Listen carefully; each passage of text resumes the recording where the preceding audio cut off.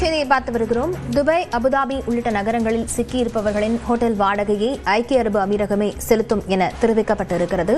இது தொடர்பான விவரங்களுடன் செய்தியாளர் முகிலன் இணைந்திருக்கிறார். முகிலன், என்ன அறிவிப்பு கொடுக்கப்பட்டிருக்கு?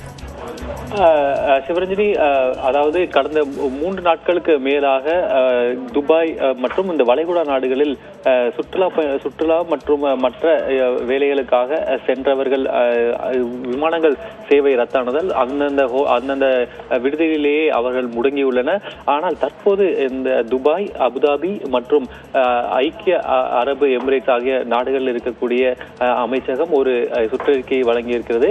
அதில் அந்த விடுதிகளில் தங்கி இருப்பவர்களை எக்காரணம் கொண்டும் வெளியேற்றக்கூடாது என்றும் அவர்கள் அந்த சுற்றறிக்கையில் தெரிவித்திருக்கின்றனர். அது மட்டுமல்லாது அந்த திட்டமிடப்படாத இந்த அவர்கள் அங்கு தங்கியிருந்தால் இருக்கும் பட்சத்தில் அவர்களுக்கான அந்த தொகையை அந்த அரசே ஏற்கும் என்றும் அவர்கள் தெரிவித்திருக்கின்றனர்.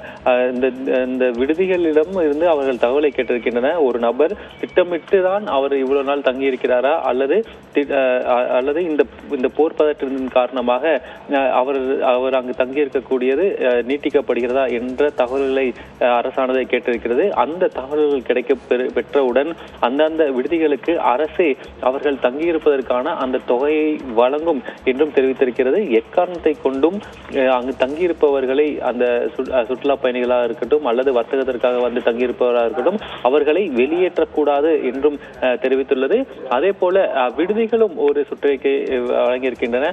அதில் அவர்கள், அதாவது இந்த அசாதாரண சூழ்நிலையில் எந்த வகையிலும் அவர்கள் அந்த கட்டணங்களை, தங்களது அந்த விடுதி கட்டணங்களை எந்த வகையிலும் அவர்கள் உயர்த்த மாட்டார்கள் என்றும் ஒரு சுற்றறிக்கையில் அவர்கள் தெரிவித்திருக்கின்றனர். லாவண்யா, விவரங்களுக்கு நன்றி முகிலன்.